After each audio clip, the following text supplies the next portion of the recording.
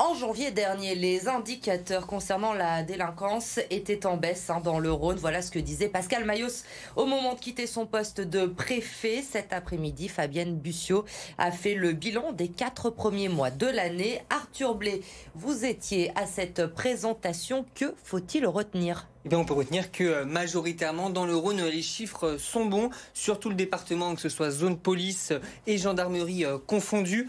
Prenons par exemple les faits de violence dans les transports publics. Ils sont en baisse de 42%. Baisse aussi des vols avec violence, moins 24%. Et un quart des cambriolages en moins cette année.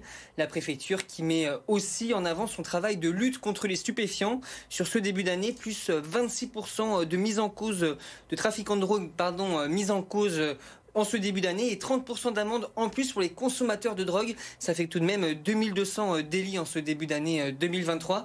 La police qui se réjouit d'ailleurs d'avoir fait tomber l'un des points de deal importants de la métropole. C'était il y a quelques semaines au Tonkin à Villeurbanne.